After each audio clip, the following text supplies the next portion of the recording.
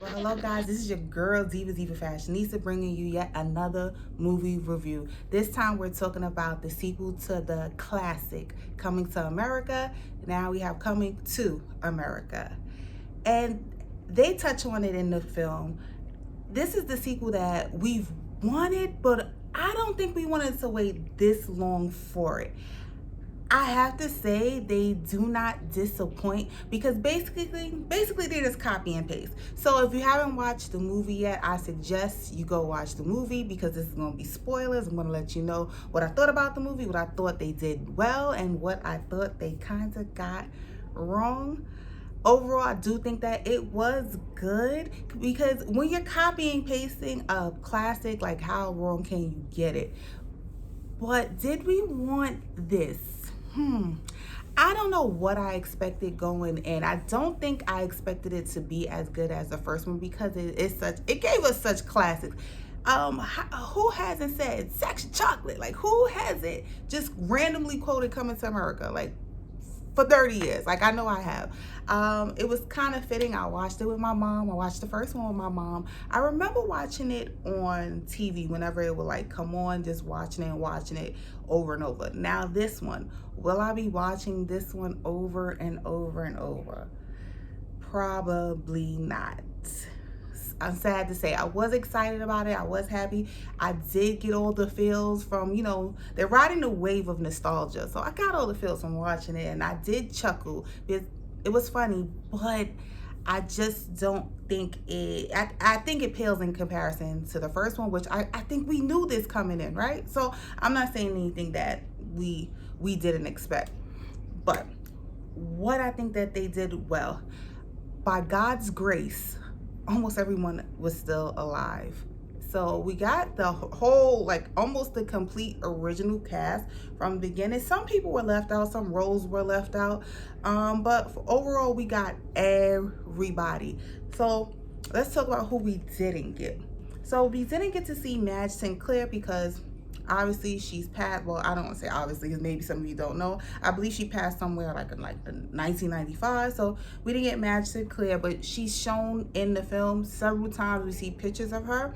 And there's even a scene between Cleo McDowell and he's talking to Eddie and they bring her up there. So that was a fitting tribute. We didn't get the guy who recognizes Prince Hakeem at the garden. I would like to see him, like he's back at his native country and he's retired and just living his life. I would like to have seen him. We didn't get Eric LaSalle.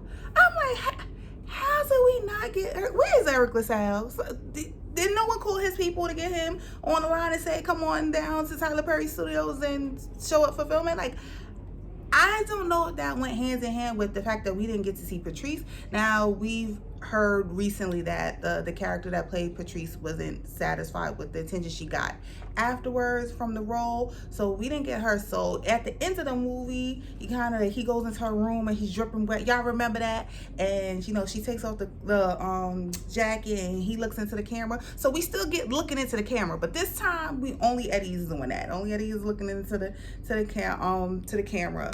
But yeah, maybe that tied into why we didn't get to see her.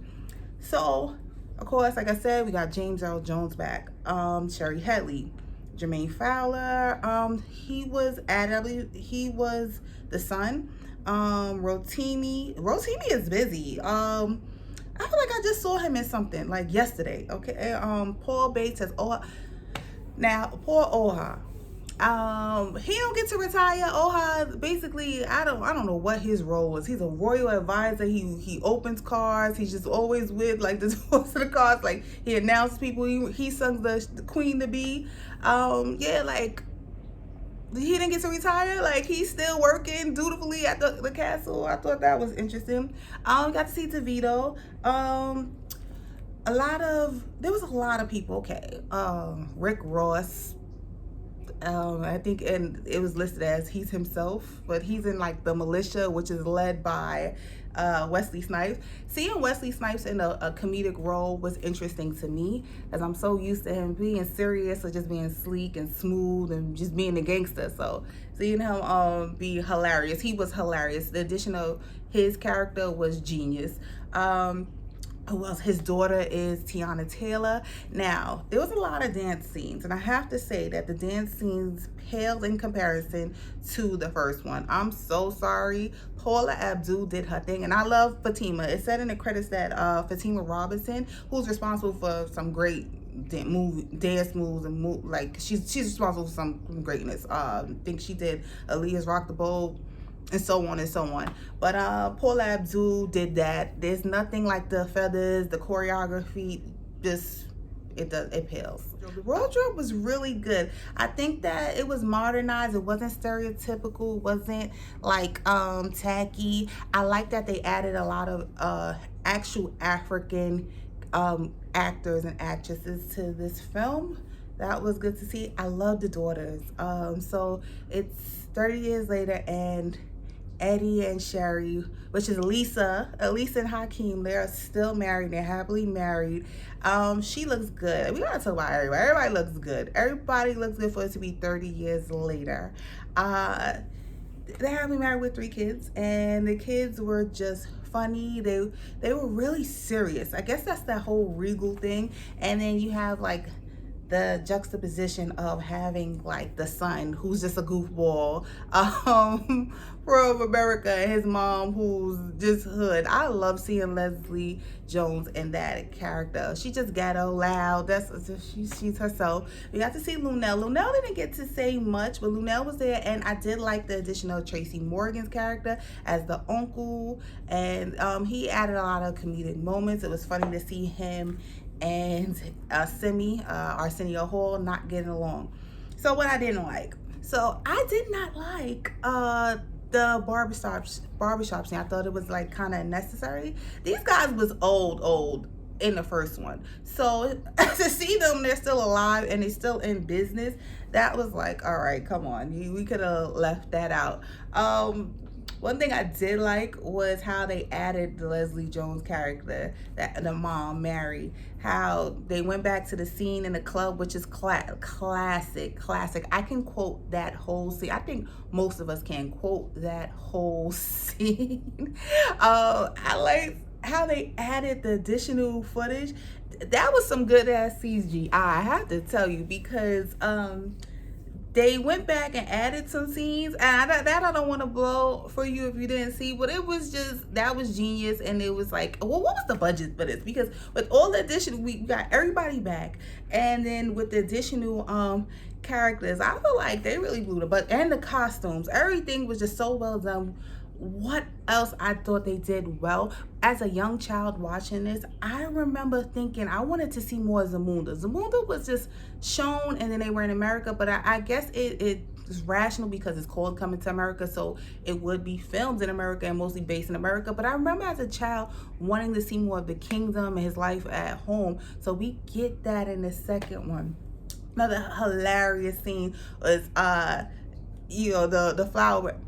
Fancy, she's still a flower girl. Like, could she retire Garcelle Bouvier's, who looked gorgeous? I did not like that they made Imani, Vanessa Bell Calloway, ugly. Like, she's not ugly. Like, she's not washed. At 60 something years old, she's still snatched, she's still beautiful. So I would have liked to see her, get her thing, especially since we hear now that she wanted to play Lisa and they didn't let her. So they could have given her a bigger part, and they could have just given her things now, and I just felt like they didn't. That was a misstep for me.